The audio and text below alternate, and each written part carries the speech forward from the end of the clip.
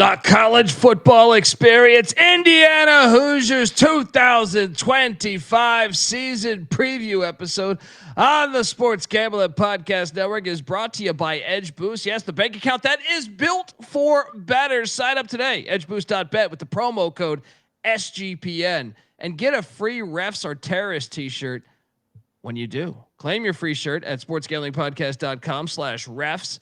We're also brought to you by Naira Bets. Yeah, let's get your free $25 bet for the Belmont Stakes by going to nyrabets.com/SGPN25. Don't forget promo code SGPN25. And remember, as always, folks, to let it ride. This is Brian Bosworth, a.k.a. The Boz, and you're listening to SGPN. Let it ride, brother. Peace out. Boz out.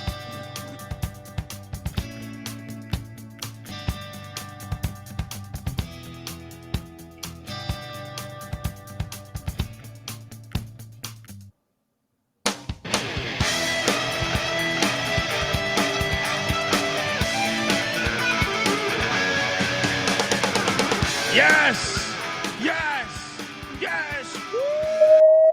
Welcome to the college football experience, Indiana Hoosiers 2025 season preview episode. Let's just keep playing the music the whole episode because that's the way I feel. I mean, hold on. I mean, I called for them to. I got laughed at by taking a few. Well, I took a future, but I'm saying if you listen to last year's episode, I said, yeah, I'm taking a future for them to get to the playoffs. I got laughed at on a lot of publication. I mean, I feel like when I was a guest on some shows, I mainly like the VEASAN spot. I was getting really you taking Indiana to make the playoffs. The schedule aligned. All right, so I am feeling fantastic. YouTube.com/the college experience. Get on over there, hit that like and subscribe button as we break down all 136 college football teams, a solo podcast for every single team in the land. This is episode 4. Go check out the first 3 because we're just getting started, and I'm ready. I got that Cignetti energy. I feel like this. Good round, you're celebrating with your appetite. Bad round, you're using your appetite to forget about the round. I'll tell you something about appetite. It's a real fucking great thing to have.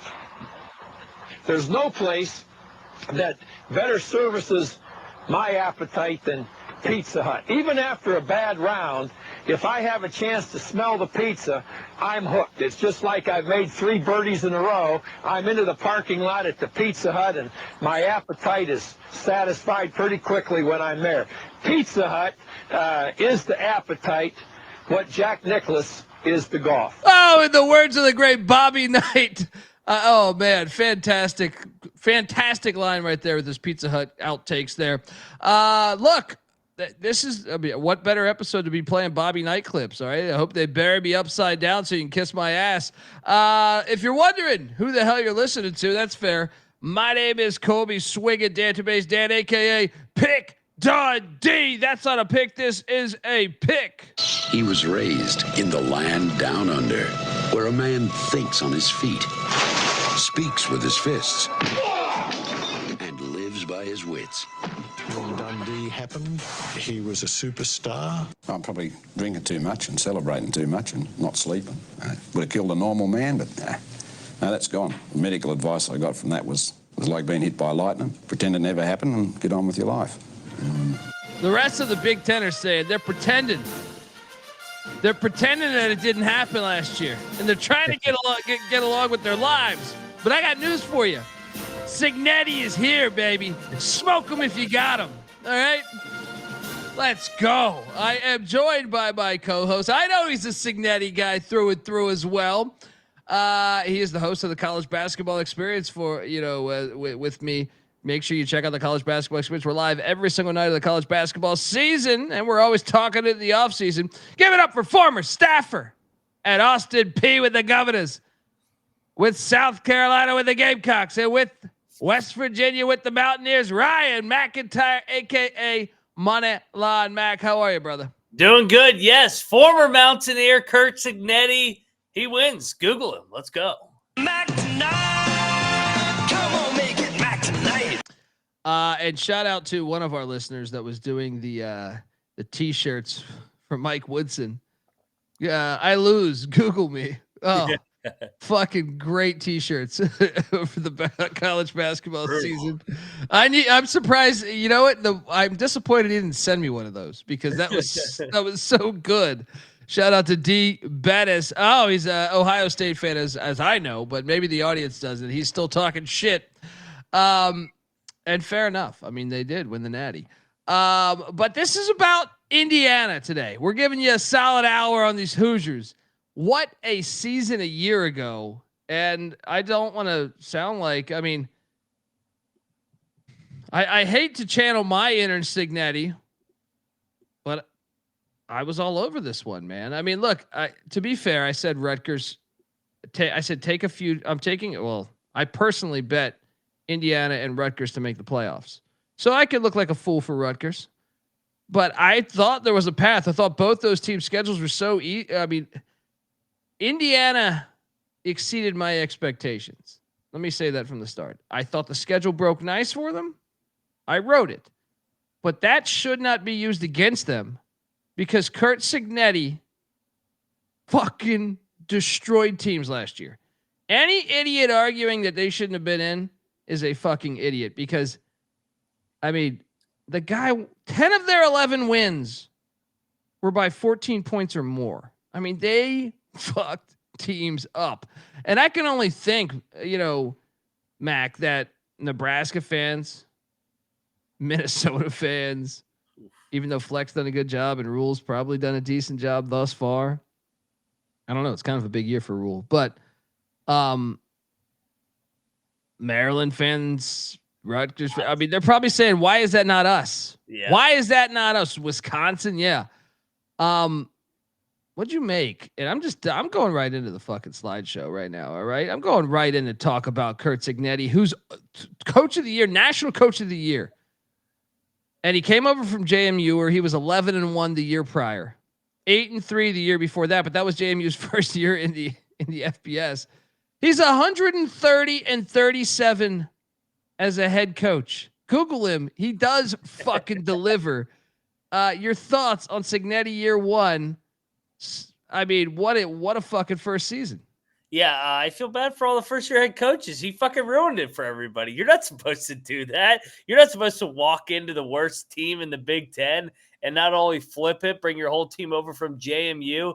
And like you said, I know everybody, the schedule was nice, but they won 10 out of 11 by by 2 scores or more. The only one that they didn't was the Michigan game, in a game that they were leading the entire way and almost blew it at the end. They were the dominant team that day, but had some turnovers. But yeah, I mean, unbelievable first year. And if you're an Indiana fan, no matter what happens this year, you're just on cloud nine that you got Cignetti getting this thing going in the right direction.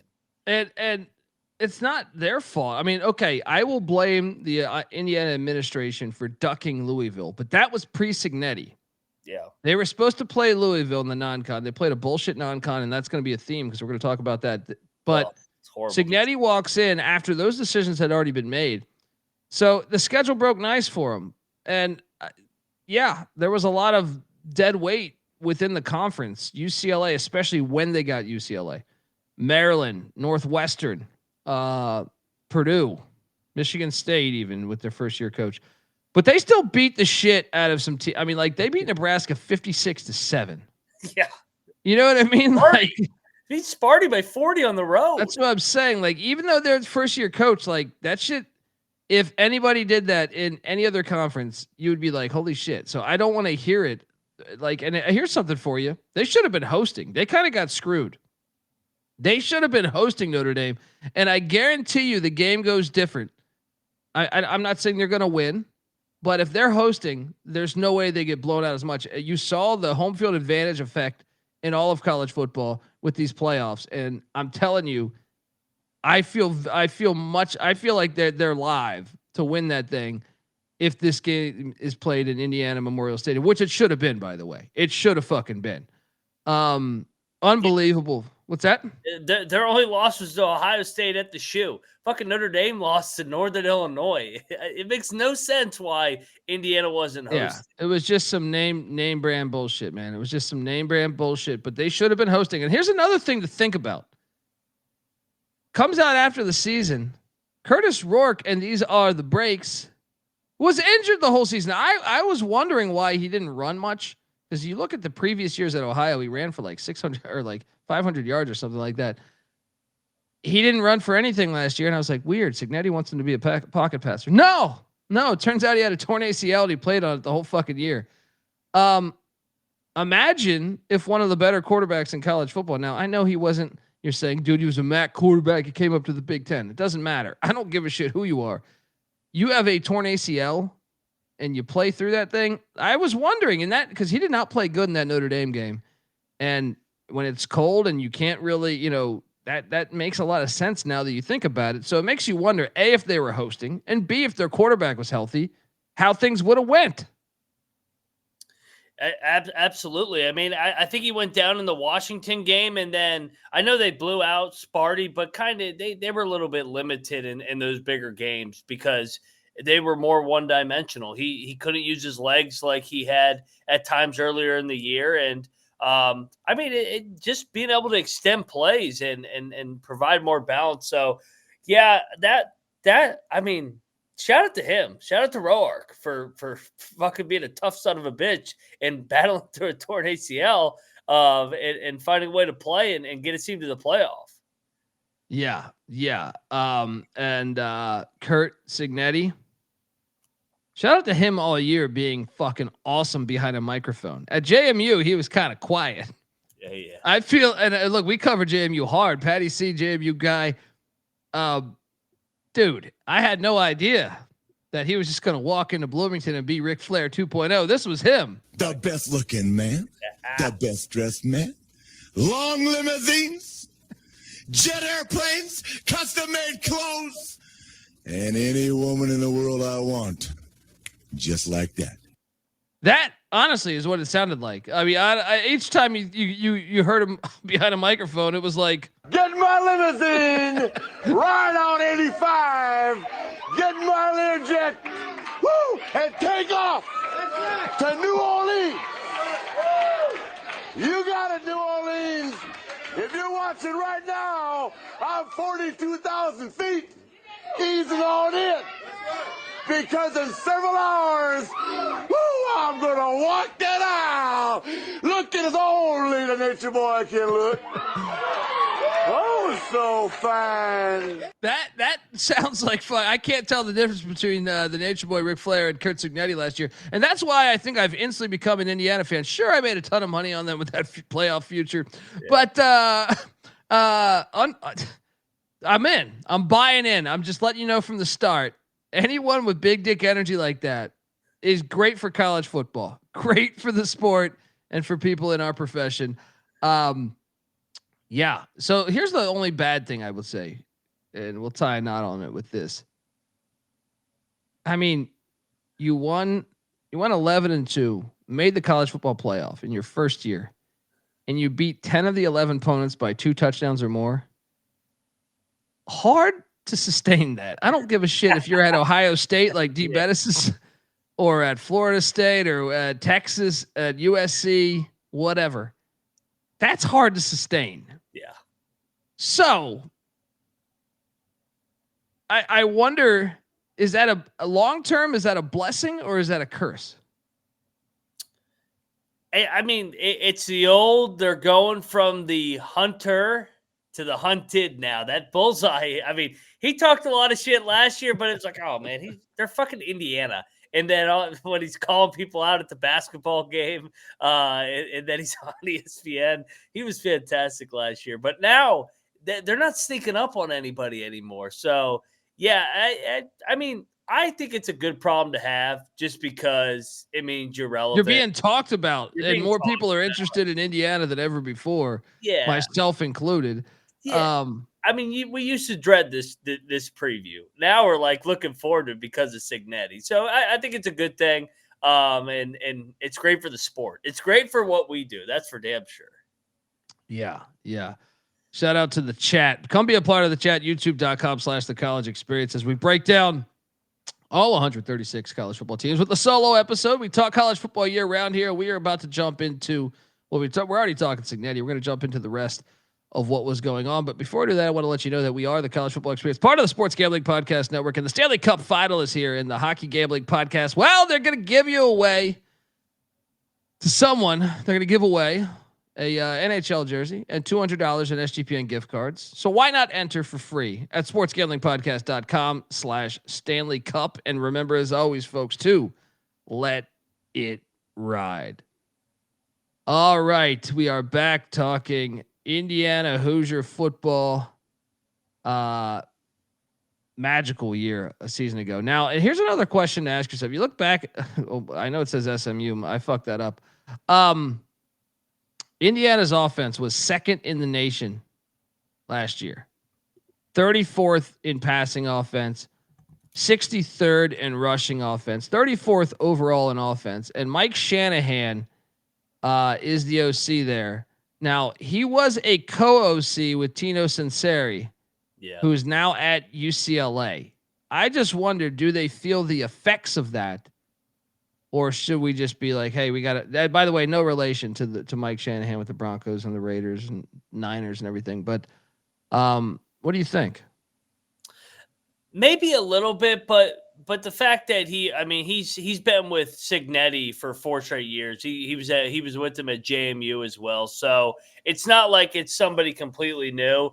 And I mean, he was offensive coordinator the last 2 years at JMU as well. So I don't think it's as much, and it may be early, but I mean, their non-con is so soft that we'll get into here in a minute. That I think they're able to battle through that and get ready for conference play. Yeah. So the returning starters, obviously Kurtis Rourke. And these are the breaks. He's gone. He's in the NFL, I believe he's in the NFL right now. They took some other hits too, but they do return a lot of their wide receiving core. Elijah Surratt, who was a really good wideout for them, former JMU and St. Francis kid. Omar Cooper is back. E.J. Williams is back, and 3 of 5 on the O-line are back. So you gotta like the receiving core. Most of the production is back, and the O-line in a somewhat decent spot with what's returning there. But obviously the big one there: quarterback, running back, tight end. Your thoughts on that? Yeah, the primary targets going to be back. I mean, 3 out of their top 4 wide receivers. I mean, I wish maybe that they had their starting quarterback back, but we'll talk about the new guy coming in over from Cal here, and how he replaces Rourke. But I mean, some continuity, even though they haven't played with the quarterback yet. But I like whenever we can get some guys on the offensive line back. I mean, that's underrated. So Mendoza, at least we'll have some big fellas up front to protect. Yeah, and I see the chat. Everyone, and I've seen NFL scouts talking about Mendoza, Waffle House Surratt. There we go. Shout out to Jared Green, friend of the program. In the portal, they did go out, and I'm going to highlight one that I actually think Mendoza. Okay, so I'm not as in love with Mendoza as the world is, but part of it is it might just be my age. Like he did like a big time letter after the Cal Stanford game about I'm Cal through and through, and then like 5 days later after the season ends he transfers to Indiana. What are we talking about? Like, how can you talk that much shit and then do that? But I will say this: I think he's a talented quarterback. I want to see more, and Cignetti might be the personality that he needs. Because there was a couple times at Cal that he drove me crazy for not diving for the first down and playing classic 2025 quarterback bitch ball and avoiding contact to say, no, but he did put up some good numbers in a lot of games. So if that works out, I'll tell you this though. He also brought in Grant Wilson, who I like that Old Dominion. Yeah. That's a sneaky get if Mendoza gets dinged up. Very good job replacing the quarterback situation there. So, I mean, Mendoza may work out. NFL scouts are raving about him. Okay, I'm buying in. He put up some good numbers last year in certain games. I was actually really impressed. There's just certain things to me that he's got to prove to me about, being a winner. You know what I mean? Like and that might come this year. I'm not going to say it's not. The running back situation, Roman Hemby from Maryland. I like that get. And Lee Beebe from UAB. That's another one where I think it's intriguing. They also brought in Mendoza's wideout, Jonathan Brady from Cal, Tyler Morris from Michigan at the receiver spot, Mekhi Jackson from App State, tight end Holden Stays from Tennessee, and tight end Riley Nowaski from Wisconsin. I think he's penciled in to start, by the way. That's in the portal right there. But oh wait, there's more, and this is the biggest part of the show, in my opinion. Pat Coogan coming in from Notre Dame is a fucking beast. That was a huge get. And Khalil Benson started at Colorado last year, so like they also add in some other depth. Zen Mikulski from Ohio State, Sam Lindsay as a long snapper from Western Kentucky, and a kicker and punter. But the two gets on the O-line, Benson and Coogan. To me, Indiana really won the transfer portal. When you think about both quarterbacks they brought in with starting experience, I like Hemby. I even think BB could be interesting in this thing. I like, they get your starting tight end out of there. Jonathan Brady, we'll see. And the O-line help. I really think they did an A+ job of using the portal on the offensive side of the ball. What do you make of everything here? Yeah, and I would say, and I think Indiana fans would agree that their lack of size kind of hurt them in those Notre Dame and Ohio State games up front, because it was only the first year. So now you get Coogan, who is a stud from Notre Dame, a huge body. And we already talked about the three other guys that are coming back on the offensive line. So, and then getting Benson from Colorado. I like the running backs too. I mean, I think that Beebe, he averaged 5.5 yards a carry last year, and then Hemby was a 3-year. I like Hemby. Yeah. I like Hemby. Yeah, he didn't just play at Maryland; he played a lot, and for multiple years. So a nice 1-2 punch. We already talked about with the receivers coming back. Everybody likes Mendoza. I'm kind of with you. Like I like Mendoza. At times, he definitely looks the part. He's 6'5", got good size, got a good frame. But I need to see him nut up in a big game like you're talking about. Yeah. And look, I never met the kid, so I don't want to call him a pussy, but I'm just saying, like, there were certain moments where I was like, man, and then to write that letter about I'm Cal and I love Cal, like I'm everything Cal. And then like a week later, you're at Indiana. I was like, dude, come on, man. Like, if you're going to write the letter, know the fucking consequences then buckle down, and that's who you are. But I mean, we'll see. I'm an old man, I guess, these days. Hemby, 27 touchdowns to your point at Maryland there. YouTube.com/the college experience. You get the slides in here. I like that get. And then Surratt, 29 touchdowns in his college career. Omar Cooper, 10 touchdowns. Bringing all those guys back, I think, is big. And Neil in the chat saying Grant Wilson isn't the backup. Mendoza's younger brother won the job, according to Cignetti. Wow. Really? I wonder Wilson's a good option. Well, if that's true, I wonder if Wilson hits the portal. Yeah. I liked Wilson at Old Dominion. I thought he flashed. I would say he was inconsistent, but I thought he flashed. Gonna talk about the defensive side of the ball in a second here, but before we do that, I want to let the good folks know that the college football experience is brought to you by, as soon as I can find my notes, Edge Boost. Yes, Edge Boost is the first ever bank account that is built for bettors, ensuring all gambling transactions are approved. Look, there's no usage fees, no minimums. You can earn cash back rewards. There's 100% approval for all betting deposits, no credit checks. Sign up today at Edge Boost with the promo code SGPN. And if you sign up this week, you'll get a free Refs Are Terrorists t-shirt. Go to sportsgallerypodcast.com/refs to claim your free shirt today. We're also brought to you by Underdog Fantasy. And look, Underdog's going along for the NBA Finals. And obviously, Indiana fans, come on, your Pacers are in it. Get in there. With their extended bonus, hop in game one. And the longer the series goes, the bigger the bonus gets.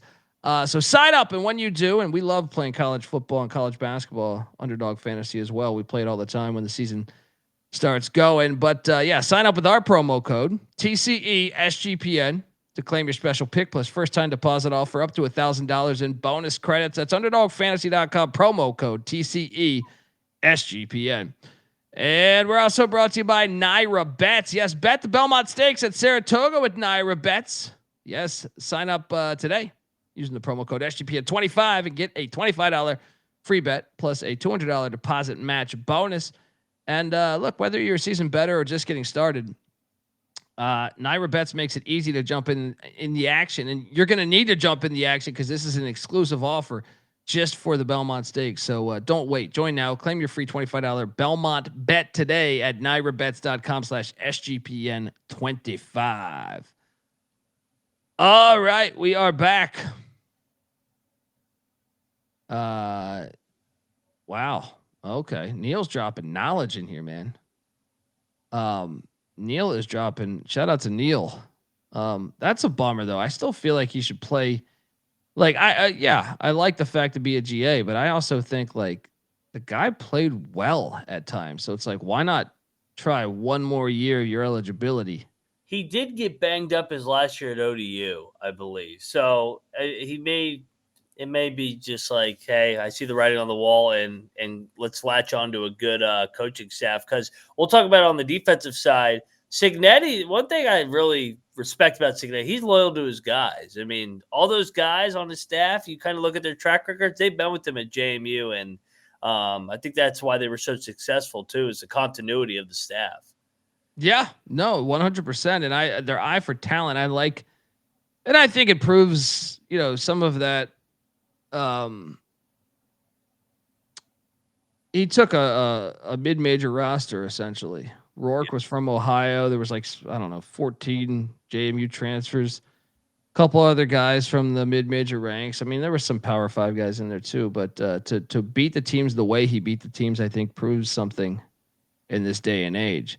Regardless of whether you think, I mean, he beat Nebraska by 49 points. I can tell you this, Nebraska has been paying guys to play there. So, I mean, the fact you take a bunch of Sunbelt guys and do that, I don't give a fuck what you say about Indiana's schedule being light.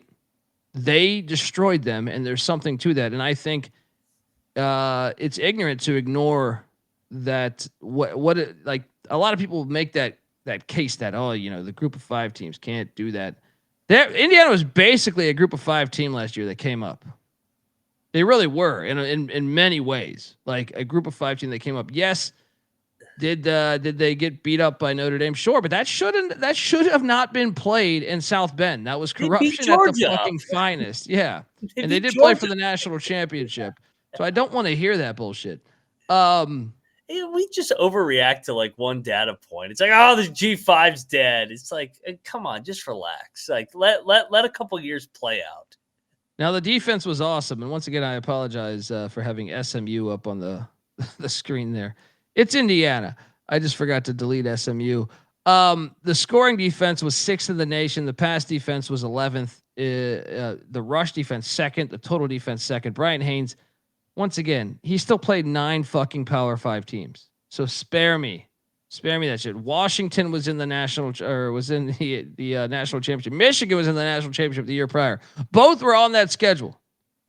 So I don't want to hear it in a way. Like, the defense was fantastic. I think this is the big question mark. I know our friend Jared was talking about this earlier. Is like they did take some major hits on the defensive side of the ball. Only 4 returning starters.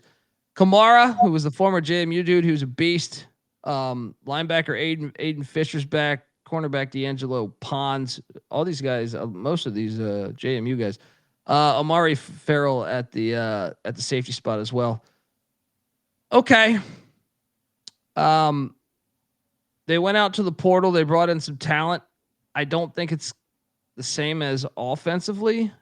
But I mean, I don't know if Stephen Daly will work out from Kent State. They went deep in the mid-major ranks, brought in 4 guys on the D-line, Kellen Wyatt from Maryland, Jose Wheeler from the Tops of Western Kentucky, Dominic Ratcliffe from Texas State. A couple now that some P5 guys, and I'll tell you this, I like when I know cover your ears, Mac, but to me, Narduzzi, he can develop fucking defensive players. Yeah.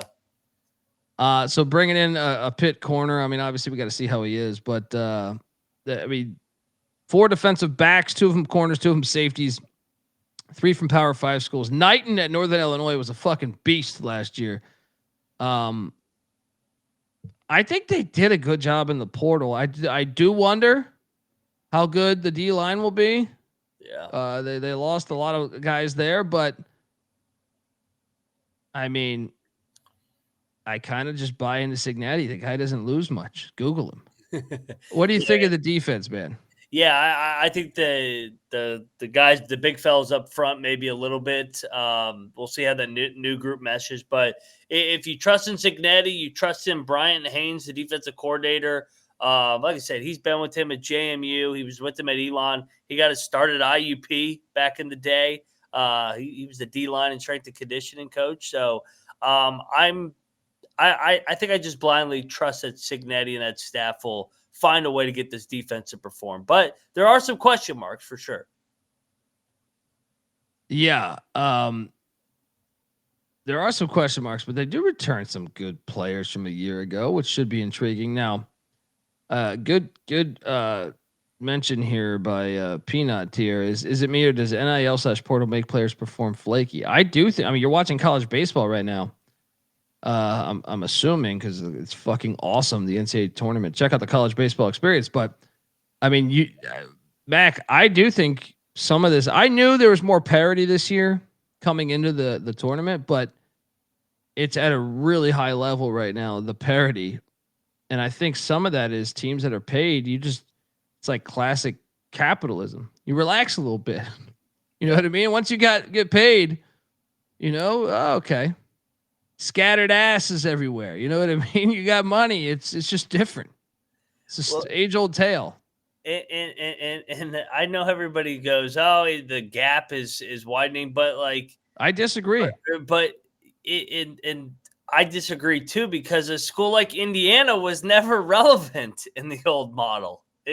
All the good players were at Ohio State and Penn State and Michigan. Now getting Indiana in the mix and getting them to the playoff is a pro NIL and portal example. So, and they can build on that. And yeah, I completely agree. And I think they pump that agenda to try to get us scared, to try to change rules. The defense though, I think I feel much better about the offense. What do you? I guess that's a fair question with the quarterbacks. Yeah. Situation. Probably the offense a little bit more just because of the receiving core. But I like Mendoza is a first year starter in this system. So it's not like having Roark back for a second year. You and I both love having a guy back in the same system for a second year. So it's going to take Mendoza a little bit, but their preseason schedule that we're going to touch on here helps. Oh yeah. Well, and also Mendoza, I want to see when it gets cold. Yeah. He's from Miami. He played at Cal Berkeley. I mean, it gets a little, but it doesn't get Big Ten cold, like historic Big Ten. I'm not talking about that new bullshit, right? That's going to be intriguing. We talk about the whole program. We do a state of the program. We talk about the stadium because college football stadiums are the best. Indiana has Indiana Memorial Stadium, which is 65 years young, Mac. I want to give this a 10 out of 10, but it's a 9 out of 10. I love this stadium. I think the Big Ten has a lot of great stadiums, but man, this is college football done right, man. Look at that thing. Like this is way better than that bullshit Lucas Oil. I mean, Indiana, why would you not want to go to a game or go play for Indiana with a fucking fire stadium like this? I mean, it's got the classic look. but it's kept up to date. It just looks fucking great, man. I love this stadium. I think it's one of my favorites in the Big Ten. I mean, the Big Ten's so huge now. I actually have to consider what the fuck I'm actually saying, because I'm like, wait a second. There's like 20 teams in the Big Ten, and now you have the Rose Bowl and LA Coliseum and Husky Stadium and stuff. But I love this stadium, man. I think it's a great stadium. If you are in the Indiana area, why are you not? Shit, I would fly just to go to this stadium. Jared Green, what's up, man? Let's plan something. This is a fire stadium. Just college football done right. Look at that shit. That's college football done right, man. What do you make of the stadium, Mac? I love it, and it definitely got a lot of pub last year, a lot of good PR with those big noon kickoffs, and then a couple night games. I'll give it a 9. I don't want to just hand out a 10. Yeah, I mean that's the problem is college football's got so many goddamn good stadiums, but I love the press box too. That shit to the right there. It's got that classic look, like that shit hasn't been touched in like 200 years. I know it's only 60 years old, but I'm saying it just looks like an old school press box mixed with it. This is football 101 to me. It's just beautiful, and I'm glad to see it thriving in 2025. 53, just short of 53,000. Yeah. Let's go. Jared Green saying, "Hey, let's go back." He's inviting us. That's one of the biggest games of the season. Let's go. Fire. Yeah. I can't wait. I mean, that stadium though, I gotta get there, man. That stadium just looks fucking awesome. So what are you doing? Get out to a game. Get this Lucas Oil bullshit out of here. Go to a real football stadium. That is a goddamn roller rink. All right. How'd you throw that in there? Well, just because a lot of people talk like, oh, the Big Ten championship's there. You know what I mean? Like, it's trash. Come on. Why are you playing it when you got this stadium right down the road? State of the program. I've only given out one other 10, and that was SMU. Now, granted, we are 4 episodes in. I got to give this a 10 with this. You just made the fucking playoffs. They've been playing football for a long time in Indiana. Sam Weiss was coaching there. Lee Corso, the great Lee Corso, was coaching there. Yeah. But man, Cignetti comes in right year 1, and I don't say what you want about the schedule. I don't care. Took them to the playoffs and beat the shit out of almost everybody on the schedule. 10 of 10, in my opinion. Where are you going with the state of the program? I love how I still put SMU. I'm fucking. It's the same message we gave last night when we did SMU. How the hell can you not give it a 10? Yeah. Indiana, like you said, Mark Cuban's getting involved now, and everybody's getting involved. And it wasn't just that they won; it was the way they won, and he changed the identity and brand of the program. Where he's going to talk shit, he's going to back it up, and they're going to win. He ruined it for all the other first-year head coaches. He did. He really did. Not supposed to do it. He did. He really did. Look, we're going to go game by game on the schedule. And you see it right there, week 1, the matchup. But before we do that, I want to let you know that the college football experience is brought to you by Circa's Ultimate Fantasy Football Giveaway. Circa's resort and casino in Las Vegas there is giving away the ultimate fantasy football experience. If you're a part of a 12-person league, you gotta? I mean, even if you're not a part, if it was a 14-person league, you tell 2 people to, I don't know, read a book, right? Like, just get 12 people out to Vegas if you win this thing, because they're going to treat you like VIPs for their entire stay. You're going to get a limo ride from the airport, which I'm sure booze will be in that thing, a $5,000 tab at Stadium Swim where you can have your live draft, and a hotel stay for you and 11 league mates there. And there's more perks besides that too. And you can always get 15% off at the Circa properties there in Las Vegas. With the promo code SGP15, use it. It's awesome. It's the biggest sports book in the world. Enter the Ultimate Fantasy Football Challenge contest for free at sportsgamblingpodcast.com/circa. That's CIRCA. That's sportsgamblingpodcast.com/circa. We're also brought to you by Rhythm. You've heard us talk about Rhythm before, and they just dropped a game-changing feature called Power Trends that you need to check out. These are AI-detected patterns where Rhythm's models have consistently won and has a huge ROI. Think a strikeout prop that wins 59% of the time when the line and the win probability hit a certain range. All right. Power Trends are updated daily these days here, and they're exclusive to Rhythm. No touts, no noise, just clean data-backed bets, baby. Download the Rhythm app, check out Power Trends, and start betting smarter. You know, we will be. Get your free 7-day trial period as well. sportsgamblingpodcast.com/rhythm. That's RITHMM. That's sportsgamblingpodcast.com/rhythm. And last but not least, we're brought to you by mybookie.ag. NBA Finals going on.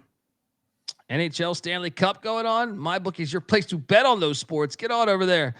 And for the true DGens, the MyBookie money bag is a blast. And MyBookie accepts customers from a ton of different locations as well, even outside of the States. So head on over to mybookie.ag. Use our promo code TCESGPN for 100% deposit match up to $1,000. Of course, terms and conditions do apply. That's mybookie.ag, promo code TCESGPN. Right. We are back, and here we go. So you're telling me Grant Wilson's a GA, where he came over from Old Dominion. Bet he's got some intel on how Old Dominion and Ricky Ronnie likes to run things. The non-con is an absolute fucking joke. And I know Indiana did a case study, and I will say this. I read this article on Indiana hiring a case, or what is that? What do they say? A feasible study, whatever the fuck it was. To get their to get their football program up, and it's working, by the way. They looked at I read an article, so this is probably a year ago, so if I'm incorrect on a thing here or there, it's because it's been a year since I've read this article. But I thought they looked at a bunch of these SEC schools or schools that have come up, and I want to say the article I read mentioned like Baylor and Kentucky and Ole Miss and some other schools, and how they became good at football. And a lot of it had to do with scheduling lighter, which if you look at Kentucky, which is close by Indiana, Mark Stoops has been kind of notorious for that. They've scheduled really fucking light in the non-con, with the exception of the Governor's Cup against Louisville that I think they have to play. I think there's like a fucking state law there that they have to play that. Well, they've been doing it. I mean, it's disappointing, but I also see the logic in it. And that's the problem with the sport right now. And you heard all these SEC people like 2 weeks ago at SEC, press days or whatever they're calling that thing, say they kind of hinted at Indiana not deserving to be in the playoff spot last year, or SMU. You take it. They didn't say Indiana. They didn't say SMU, but that's the way I read it. Yeah. Which I really disagreed with the SEC stance on that. But how can the SEC call that out? Because that's how their bread and butter. I mean, Saban was at Alabama like 15 years and played like 2 non-con away games. You know what I mean? Like, now they weren't the lightest of schedules because they were in the SEC West. And there was divisions then, but I mean, I feel like the SEC, like Kentucky, is the blueprint of that. Ole Miss last year's, what is Ole Miss's non-con last year? It was like Wake. It was like Wake Forest. So let's see if I can quickly pull this thing up. Ole Miss's non-con, and remember, the SEC plays 8 conference games. It was Furman, Middle Tennessee, and then Wake and Georgia Southern. Yeah. So, I mean, shut the fuck up with this. Kentucky You played 8 fucking MAC every year. That's what I'm saying. And normally it's a shittier MAC. They get Toledo this year, and they're probably going to lose, just like Mississippi State did last year. So I'm disappointed in Indiana to a certain extent, but you've been a doormat for a while. So it also makes sense to do it. Like if other schools are going to play this game and become good, I get it. It sucks from a fan point of view, because Old Dominion is going to be a 28-point dog for this game, week 1. I would bet 28-point dog. The line's probably actually out there right now. What do I even need to ask you? 1-0. Yeah, 1-0, 3-0. Yeah. Week 2, Kennesaw State is breaking in a new coach, and they're not only breaking in a new coach, they've been in the FBS for 1 year. This will be like a 35-point line. And then at least this game, which is a classic game, the Kennesaw and Old Dominion have never played Indiana. Indiana State against Indiana, in my opinion, I like this on the schedule. This is the one I like. They've been playing for 100 years. Why not keep it there? I know Indiana State's been ass in the FCS lately. I don't care. I like in-state battles. Keep this one. Hey, Cignetti, listen to me here. Keep this one. Ditch Kennesaw and Old Dominion, and add beef it up a little bit there. But yeah, that is the worst non-con probably in the nation. I don't think anyone's close. From a Power 5 point of view, is there anyone even close to how bad that non-con is? Not that I've seen, but we're only on number 4. So, but what's the combined records from a season ago? Old Dominion was what, 5-7. 5-7. Kennesaw was what, 2-10, 3-9. And Indiana State was a bad FCS team, so it's like it's that is pathetic. It is really fucking pathetic. And as much as I am a Cignetti guy, and I understand the economics and trying to get your school to be a football program, that is a pathetic non-con. I mean, I can't emphasize that enough. Yeah, I 3-0 for sure. And then we get the Big Ten schedule, which is everything if you're an Indiana fan, because guess what? Here we go. A lot of buzz, and Jared was just inviting us to go to this game, which we should probably do. Should probably take him up on this. This is a series that goes back to 1899. Illinois, Brett Bielema. Love him going to the internet and shitting on the SEC for their scheduling thing where they think they are so elite. Go check out that tweet. Great tweet. Yeah. He tweeted exactly what I felt. And I'm no Big Ten homer. Illinois at Indiana.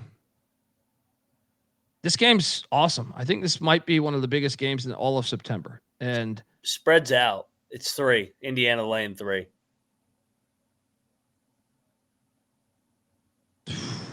That's about right. It feels like a no, the line is right. I'm saying for me to pick the game is making me consider. I kind of think I like Illinois spot better, but it's at Indiana. All right, I'll give Cignetti the win, but I don't feel great about it because there's a lot of there's more question marks with Indiana than Illinois to me. Yeah, Illinois brings back a lot of their team. I think they're one of the most returning production teams in the nation. So I kind of like the Illini there. And I also like the Illini's defense potentially against Mendoza after taking on those shitty opponents. But they are getting so much damn hype to Neil's point. But I do think what's great too is like the styles are similar. Like I'm excited to see this one. I'll go Indiana. Indiana by a field goal in a crazy game. What are you doing here? Another intriguing thing here is Illinois will be playing their second road game. They play at Duke week 2, so they got a road game under their belt. I still will go Cignetti. I think they'll grind it out. I'm going to be on the fade Illinois train. I think this year it's too much for me right now. But give me Cignetti to grind one out, and then shit's about to get real. Well, I can tell you this: there's no way I'm taking them to go 2-0 in this stretch. No way. Because they head to Kinnick in a series that goes back to 1912. I love Kinnick. I love Iowa. Kirk Ferentz is fucking awesome. And have fun. Mendoza. This is the one I'll circle for Mendoza. Have fun. Have fun. Go out. You're lucky it's not that cold, though. You're lucky it's not that cold yet. But I got Iowa winning this. If I'm giving Indiana the Illinois game, which they're gonna go 1-1 in this stretch. What are you doing here? I think that's fair. And Iowa. I'm not betting against Iowa at home. That death taxes Iowa at that stadium, and I mean it's we've seen Penn State, Ohio State, all these great teams fall there. Iowa will find a way. They'll get a pick 6 off Mendoza this game. I guarantee you, or a block field goal for a touchdown. Some bullshit. Iowa went and got Gronowski, the South Dakota State quarterback. Yeah. Okay. He's a dog. Like he will run. He's the opposite of Mendoza. We'll see. Like Mendoza, maybe that was just Cal, but Gronowski is a fucking dog, man. He's the perfect Iowa quarterback, man. I love Iowa this year. Yeah. We got a bye week after that. Shout out to Trent Green and I don't know, Taylor. That's not Von Dunbar. Then they come back from the bye week and you head to Eugene. This 3-game stretch, when you think about it, is fucking tough. You did not have anything like this on the schedule a year ago. This is another loss. I'm sorry. You're going cross country. Now, there are some question marks with Oregon. They lost a lot. Oregon recruits at a really high level. They have Phil Knight money. Dante Moore was a 5-star. I think he'll be all right. You're not winning. What happened with Illinois when they went there last year? Yeah, they're gonna get fucked up here. Oregon's also off a bye week, and they play Penn State the week before, so potentially getting Oregon off a loss and a bye. Yeah, it's a bad spot. Yeah, so I got them with 2 losses. They come back home and take on Jonathan Smith in Indiana. In a series that goes back to 1922. And look, this game, I'm a big Jonathan Smith fan. So watch out. The Michigan thing's a weird fit for me, though. I think they hired a new AD this last week, but I'll take Indiana here. I will say this. I think the guy's a really good football coach. And I think at some point, they're going to catch somebody this year. Michigan State is going to upset somebody this year. But give me Indiana to win this game. What are you doing here? I got Indiana. I'm with you. This is kind of a game I think I'll probably take the points. But, I mean, that you got to think that Oregon game is going to be physical, and it's a long trip, quick turnaround to play Sparty. But I think they will get this done. I don't think they'll lose 3 in a row. So, yeah, give me Cignetti and a bounce back. We both got them, at 4-2? 4-2. And then Nico comes to town. I keep forgetting Nico's there. I really wish he didn't go to UCLA because I kind of liked how tough UCLA was down the stretch last year. I thought they were really improving week by week. But what time of the year is this? This is what, mid-October? Late October, October 25th, final weekend. Yeah, I'll take Indiana. UCLA is kind of turning into a mystery team. If like Nico hits, and what's intriguing, as I alluded to earlier, was they took their passing game coordinator. UCLA did, so this makes this game a little bit more intriguing. Their co-OC from a year ago. Drawing a blank on his name right now. I was talking about it earlier. But give me Indiana. You got Indiana as well, you said? Yeah, I got Indiana as well. The game's in Bloomington. If the game is in LA, they fucked UCLA up last year. But that was like Deshaun Foster in like week 3. That's what I'm saying. Like he turned that corner like late October, early November. But yes, they did fuck them up. The thing that makes me a little bit nervous about just penciling both of these last 2 is they drilled them both last year. So Smith and Foster, bulletin board material, right? Yeah, and Cignetti ran it up. So I would not be shocked if they did drop one of them, but I'll give Cignetti the benefit of the doubt. Sinceri was the offensive coordinator. I mean, that might help them a little bit knowing what they like to do, but we'll see. After that, they head to Maryland. Okay, I feel good about this one. This is series goes back to 1934, but they'll win by more than 2 touchdowns against Maryland. You mean you're not taking fucking Loxley? I feel good about this. This is the first one in conference that I feel really good about. This is like a smash win here. Cignetti win. Yeah. Next they go to Penn State. All right. So I think when you pull up the Indiana schedule, you see 3 road trips at Iowa, at Oregon, at Penn State. It's fucking brutal. Those are all fucking insane. Now, if you told me what is the likelihood of them winning, each one, I think the most likely win on the road is actually at Penn State.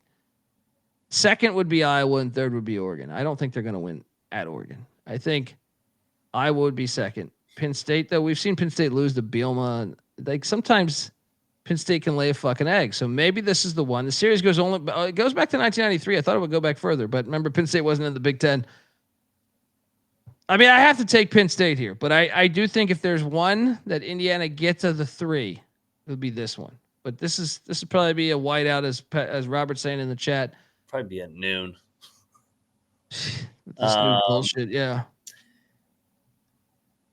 What is going in Indiana's favor is Penn State is at Ohio State the week before. That is true. And but they never beat Ohio State. What makes you think they're going to this year? Well, they're going to be coming off a loss. They're going to be pissed. I like it even more. They might be coming off 2 losses because they are at Iowa the game before that. Woo. Yeah, Penn State's going to win by 21 then. Yeah. I'm not betting against Penn State in that building. There's some teams you just don't take the building. I'll take Penn State. Yeah. Next, they are home to Wisconsin. Fickle might be out by now. Yeah, he could be by this. Is this November? The series goes back to 1907. Gotta love this. Yeah, I think they win, and I think they win by like double digits. What are you doing here? Yeah, November 15th. Yeah, they're tougher than Wisconsin, and that's the biggest compliment I can give to Indiana, and the biggest slap in the face of Wisconsin is that Indiana's tougher than Wisconsin now.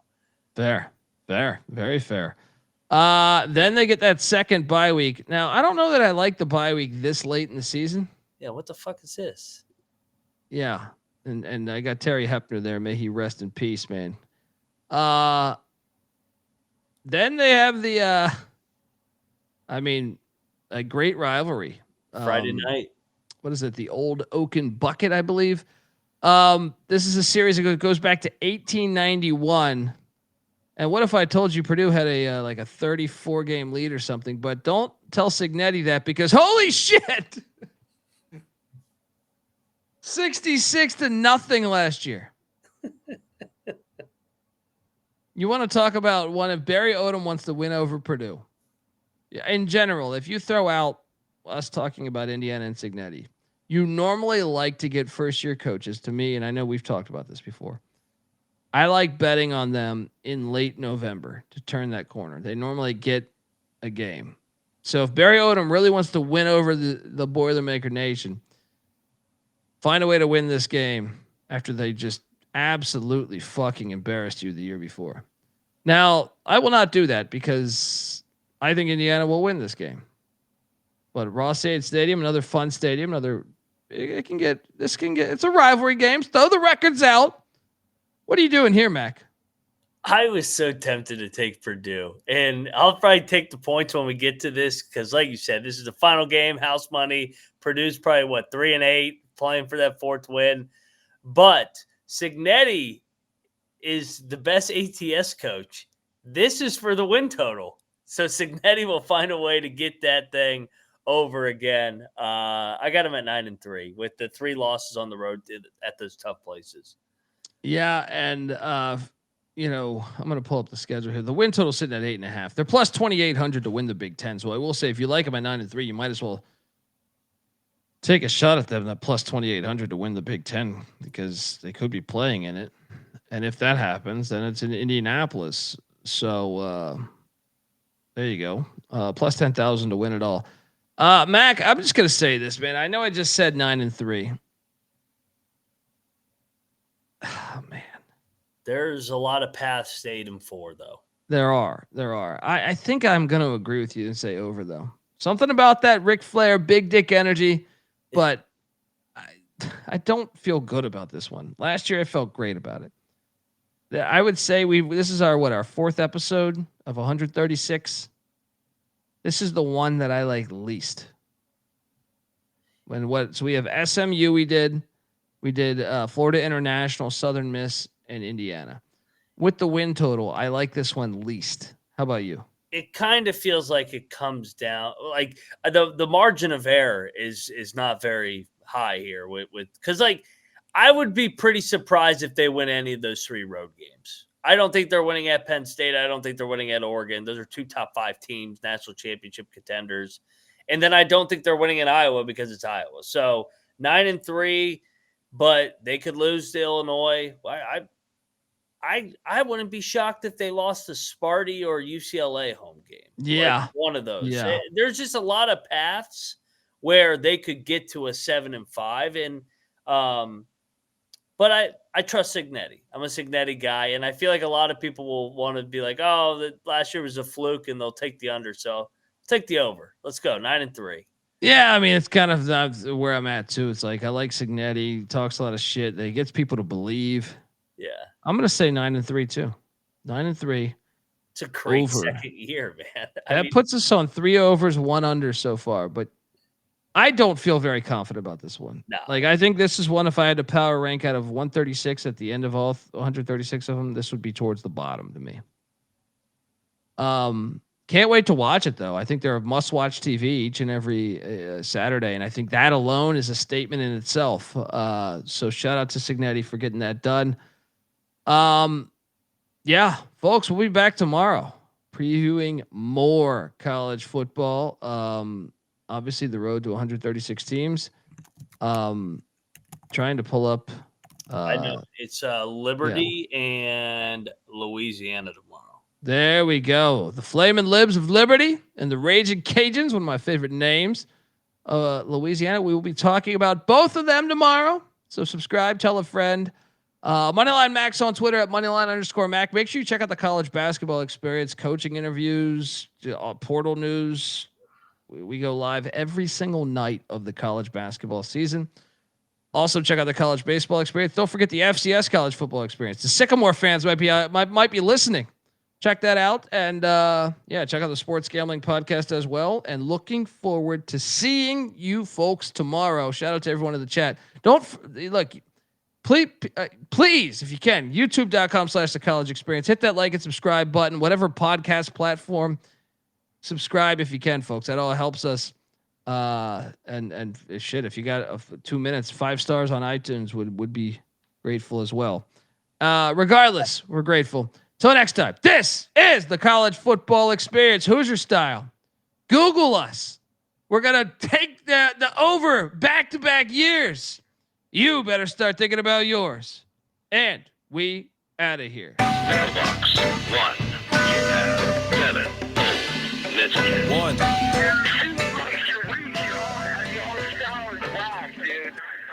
I'm not saying I'm impossible to outsmart my body and soul, or nothing without heart. And I'm not saying I'm impossible to outrun my body and soul, or nothing without love. And I'm not saying I'm impossible to outdo my body and soul, or nothing without truth. And I'm not saying it's impossible, but you're nothing without yourself. We're the obsession to be a part of that, started that. Mind over matter don't matter in the market. I've seen much smarter cats have heart attacks. Largely cause leaders need lambs to be lethargic.